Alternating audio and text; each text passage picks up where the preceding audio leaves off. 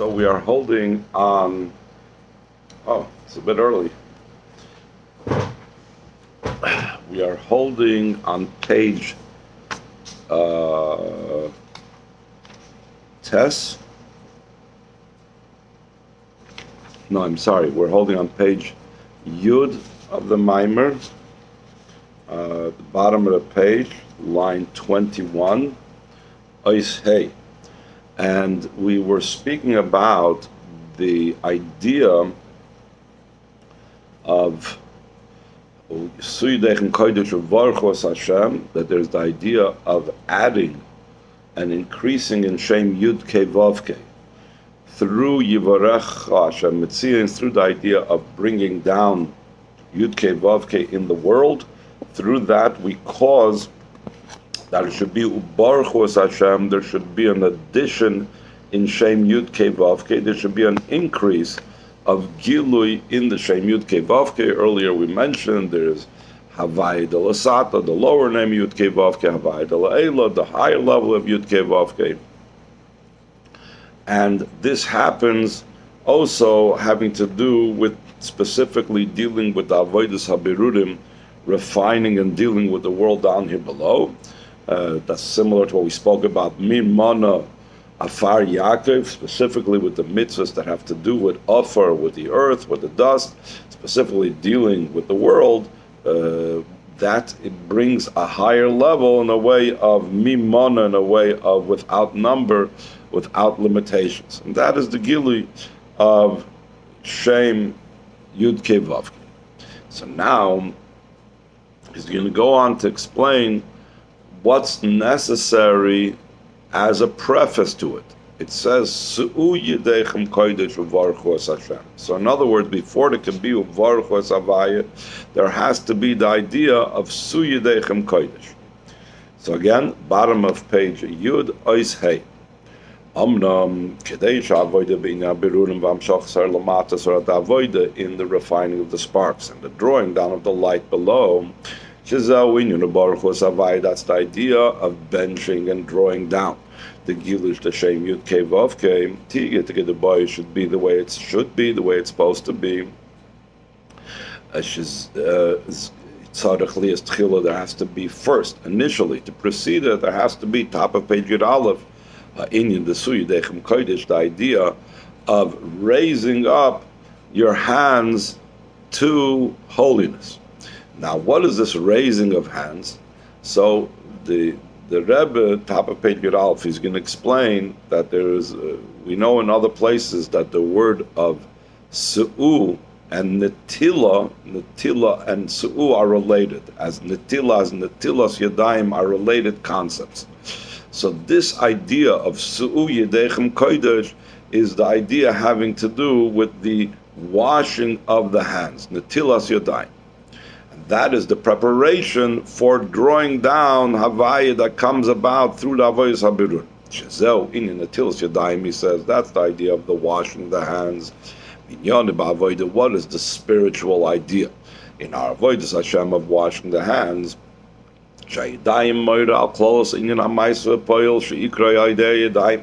Hands indicate the general idea of action, because primarily, how do we do our action? Anything having to do with action b'poil, not avoid of the head, not avoid of the heart, that involves primarily the hands.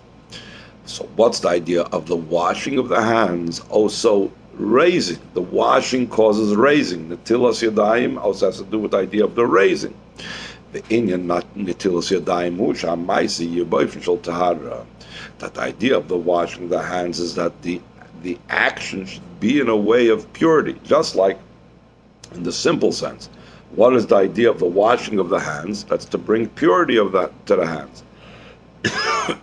The same thing when we're dealing about the avoida that we do with our hands. The avoida of ma'aseh b'poil, we need to do it in a way that we should ensure that our actions are done in a way of purity. What does that mean in the practical sense? What is an action that needs to be made sure to be done in a way of purity? So he says in line 5, L'dugma, for example, that it shouldn't be in such a manner of a mitzvah that comes as a result and through an aveda.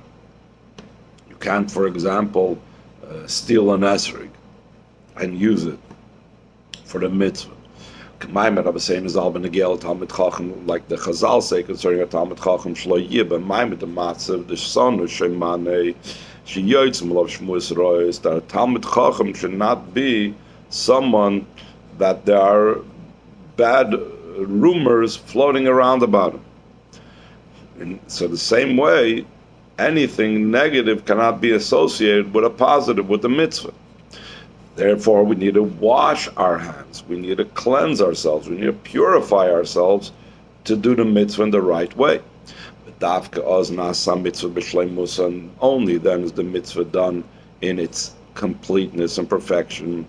And therefore, once we ensure that we're doing the mitzvah correctly, for example, we're not doing it in the way of a mitzvah above avera, so then the Baruch then we affect the idea of drawing down additional revelation in Shem Yud Kei Vav Kei by doing the Avodas HaBerurim, by elevating the sparks.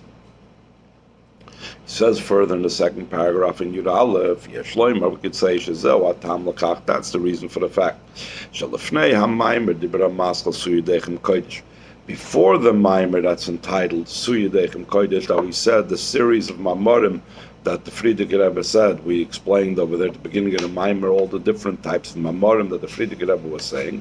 So before he said the Maimer of Suyudechem Kodesh, Amar Baal Simcha V'Geula HaMaimer Dibra Maskal Baruch HaGomel L'Yom Toiv, the one who is day of rejoicing and redemption.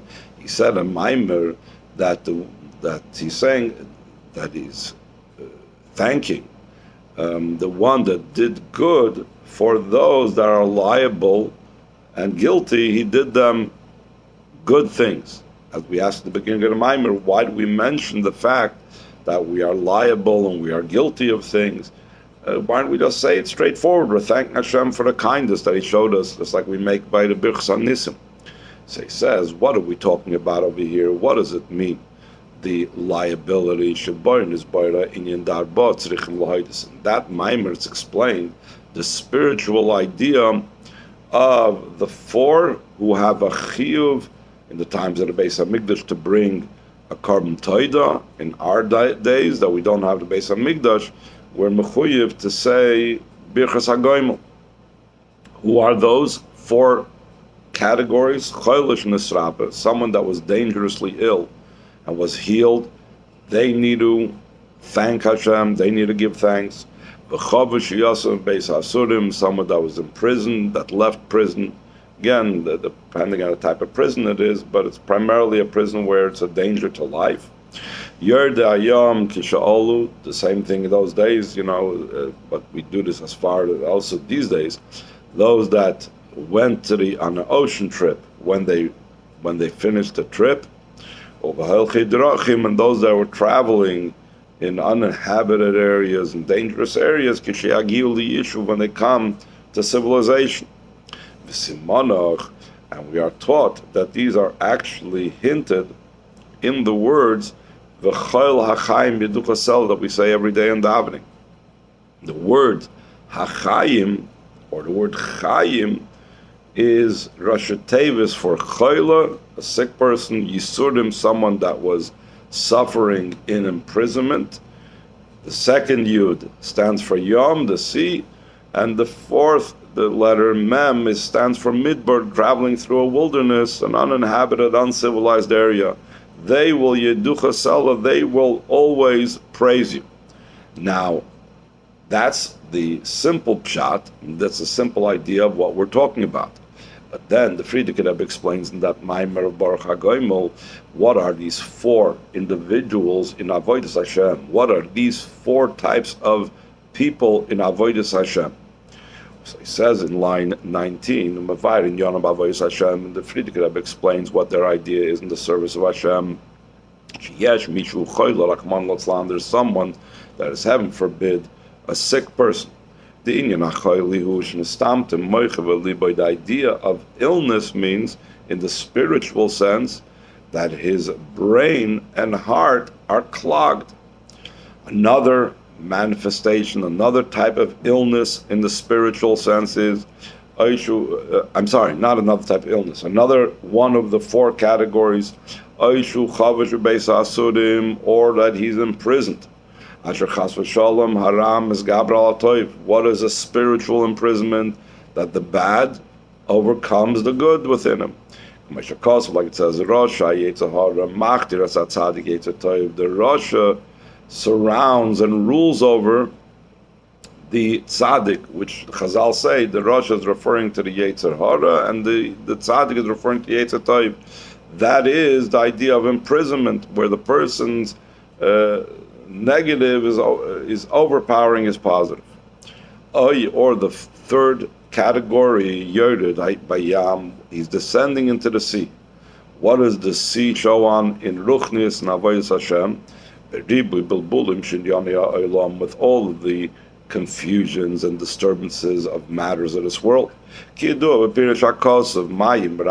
it's known concerning the explanation of the Pasuk, it says, great waters will not be able to extinguish the love that a Yid has for Hashem.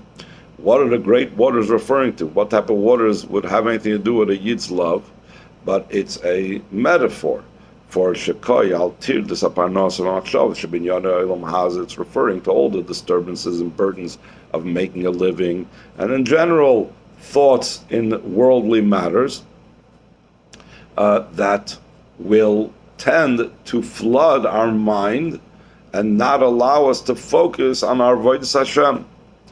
So the Rebbe says, but what's the problem? We know the pasuk says lo yishtafua, or will not be mechabit, will not extinguish it and not flood it. So he says in line 28, though it says that the great waters cannot extinguish the love. It's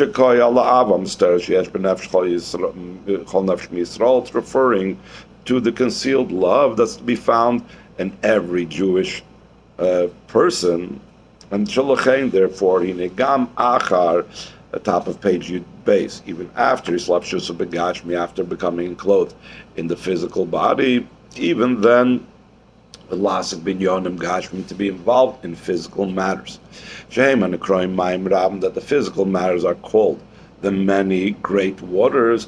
La yuchlu l'chaboisa miliyois tamid b'chinas av v'tshukin nifla lalos v'kol lamayla. It cannot extinguish it from being always in a way of love and yearning and powerful desire to go up and to become consumed and subsumed upwards. So why is it a problem descending to the sea? If the pasuk says that these great waters will not extinguish the love, if it would say that the great waters would overcome this love, so I understand that's a problem, descending to the sea, etc., just like all the other things that he said, imprisoned and sick and so on. These are all negative things. But the pasuk says that the great waters cannot extinguish the love. So the Rebbe says in line 4, "Mekal makom still in all bin tayim nimtza b'mayim the matzav sheyeshna mayim ramam avavel moisai." Still in all, in the meantime, in the interim, until he is able to evoke and taps into that great love, the great waters are there and are trying to flood him. So it's a battle. It's just like the person. He went into the sea, but he got out of it. The same thing.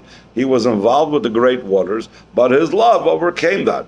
But still, even though his love overcame it, in the interim, there was the problem and there was the issue of the great waters. So that's the third problem, or the third issue in Avodas Hashem, which puts him in a state of being chayavim, a person that is liable, a person that's under a state of like guilt and so on.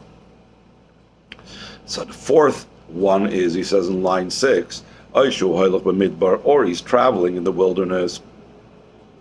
Hainu, what does it mean traveling in the wilderness?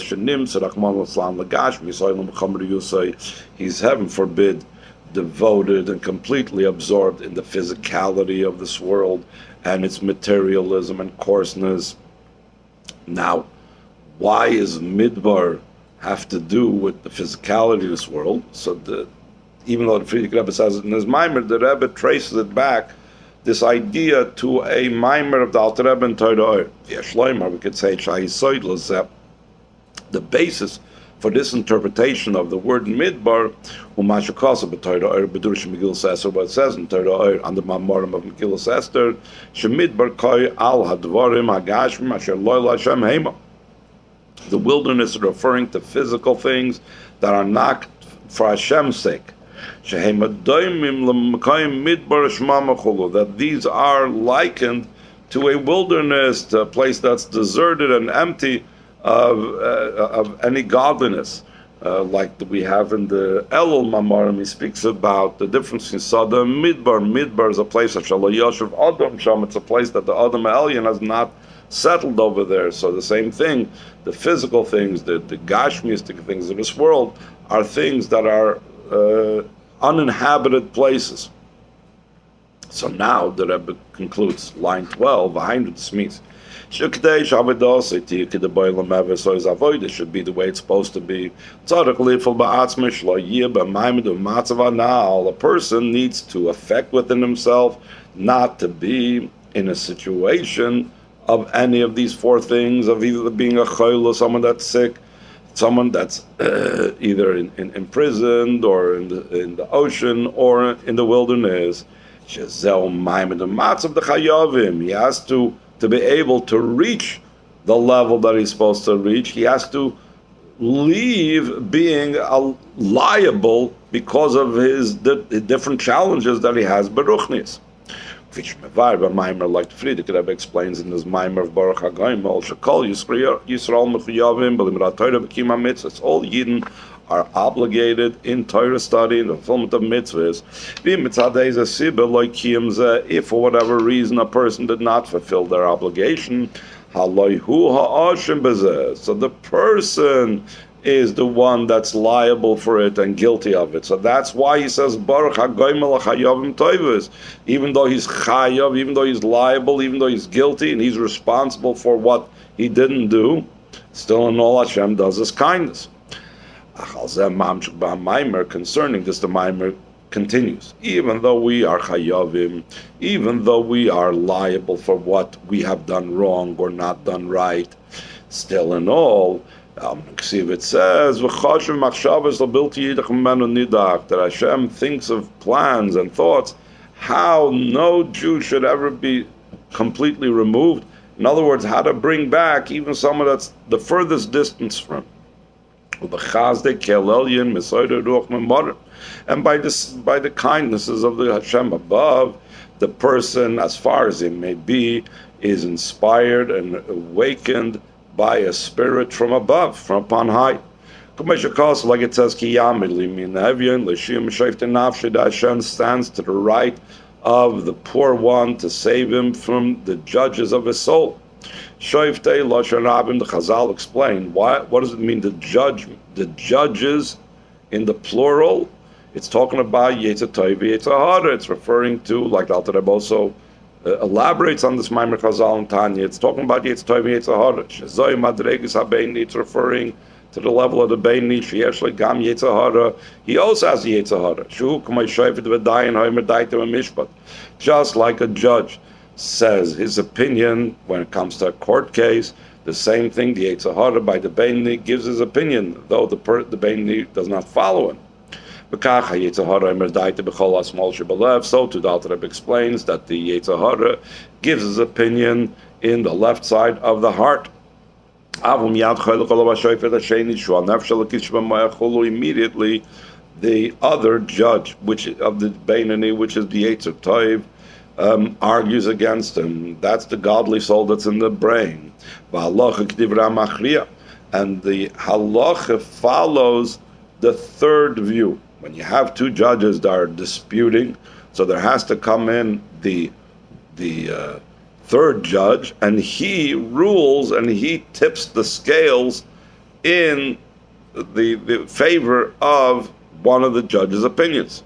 In our case, Who is the one that's machriya? Who's the one that tips the scales? So it says in the top of page Yud Gimel, HaKadosh Baruch Hu ha'ozer li'yetzer tov, it's Hashem that assists the yetzer tov. K'mayim Rabbeinu zal il-mol, HaKadosh Baruch Hu ha'ozer, like the Chazal say, if not for Hashem assisting the Yid, the Beinni and the Yid would not be able to overcome the yetzer hara. So Hashem is now the third opinion that, or the third judge that rules and tips the scales and the balance of the yetzer tov. But the main point that we're seeing from this is, and that's what it means, that Hashem is Yamin Evyon, La'atzilim Mishoiftet Nafshe, that Hashem stands to the right, meaning to the yetzer tov side, to assist the Yid to overcome the yetzer hara, because you have the Hashem and the yetzer tov standing against the yetzer hara. So, in a similar vein, the Rebbe explains that agomel chayavim toivus, that even though the person is in the level of chayav, he is guilty for all whatever the four levels that we're talking about, being sick and suffering and imprisonment, etc., etc. All these things, even though he's liable for it, still in all, Hashem does kindness to him and assists him, and he causes the person to be inspired and awakened in tshuva. So then the nefesh alkis, the yetzer tov, which is called the tzaddik, is dislodged from his problem and from oppression, and that is just like a person gives thanks for being saved from whatever difficulty he is facing in the physical sense. In progress. So, top of page Yud Gimel, second paragraph, line 5. Again, we were saying how the Maimarim build on each other. That you have the Maimer of Suyidechem Kodesh, and that had to be preceded by the Maimer of Baruch HaGomel Chayavim Toivus, that only after we get out of those negative things, so then we could engage with the world in Suyidechem Kodesh and elevate the world, etc., and bring Havaya into the world, and bring Havaya an additional level of Havaya into Havaya. And this all follows on the heels of the first Maimer of those series of four Mamorim that the Friedrich Rebbe said in connection with being redeemed on Yud Beis Tammuz. This all comes after the introduction in the first Maimer of the series, titled Hashem is me amongst my those that help me. That we need to know that the truth is that there's nothing besides him. Only Hashem himself is the one that creates and brings into being, gives life to the person. And assists him in everything that the person has and needs. Like the Rambam wrote,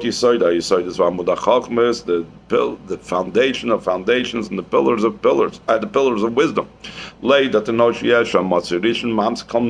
know that there is a first existence that brings into existence every creation, every being, all existences from the heavens and the earth, and anything in between the heavens and the earth. Only came into being from his true existence. The Arba Tevis Elu, these first words of the Rambam's entire Sefer of Mishnah Torah, Yisoidus V'Amud HaChachma, is the opening words, foundation of foundations and the pillar of wisdoms. Him Rosh Tevis Havaya, this is the acronym for Yud Kei Vav Kei. Yud, Hey, and Yud, and the Hey, Yud, the Yud and Hey, Yisoidus, and Vav and Hey, V'Amud HaChachma. Because in truth, that name Yud Kei Vav Kei is the one that brings everything into being. It's just that hands-on, what actually manifests and brings about the coming into being of the world, that is actually Shem Elokim. Ad kan l'shoyin. Up till here is the quote of the Friedrich Rebbe's Maimer, the first Maimer in the series of Vayli Ba'ozrei. That's why the general avoid is to draw down, to reveal in the world the name Yud Kei Vav Kei Baruch Havaya, the ditch bench Havaya. Behind what this means, the gal is to reveal Shamatzias Hamitis that the true existence of the Yesh HaNivra, of the created Yesh, is the true Yesh. Until in the world it should be visible in a revealed way. Lo Yesh HaNivra, not the created Yesh. Ela Yesh HaMiti, what should be visible is the revealed, the true Yesh, not the created Yesh. Oizvav, V'hinei, Kol Amar Le'il, everything that we said up till now, Shayach La'avodas Kol Echad V'Echad Misrael, is connected with and associated with the avodah of every single Yid. Maybe Baruch HaGomel, like he brings into conclusion of the Maimer entitled Baruch HaGomel Chayovim Toivus, that he says, in continuation of what we spoke about, the inspiration and the awakening to tshuva, that then the tzaddik is extracted and saved from his tzara, like we mentioned at the top of the page. So afterwards, the Frierdiker Rebbe says, don't think we're talking here about just some tzaddik in, very high level, but rather it's mashakosov v'amech kulum tzaddikim. The Frierdiker Rebbe brings down that all your nation are tzaddikim. So this idea of the tzaddik being saved from his oppressor, being saved from his problems, and Baruch HaGomel L'Chayovim Tovim, that Hashem assists the Yetzer Tov in overcoming the Yetzer Hara, that's something that applies by every Yid. And the Frierdiker Rebbe explains, Kol Echad V'Echad Misrael, every single Yid, Harei Nishmasi, Chelik El Kamamal, his Neshama is a part of Hashem from above. That's what it means, that we make the Neshama take an oath before he comes down here. The Bechol, Neshama v'Neshama, top of page, Yud Daled, and every single Neshama, Yesh ba hasoiva, it has the satiation, the satisfaction, meaning it has the power and the energy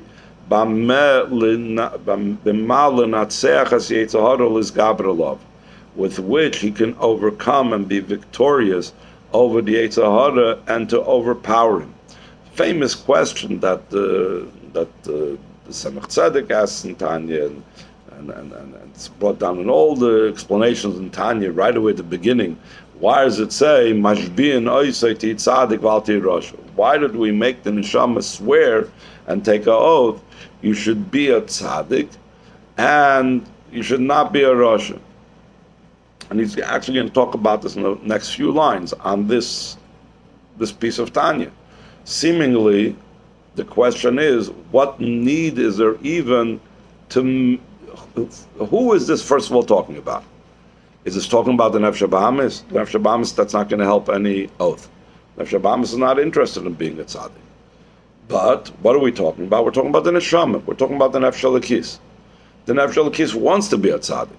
Why do we make the Nefesh HaLekis take an oath that it should be a tzaddik? So the explanation is that the word mashbiim is also related to the word soiva. Sheva or shavua is also related to the word soiva, from the word satiated and satisfied.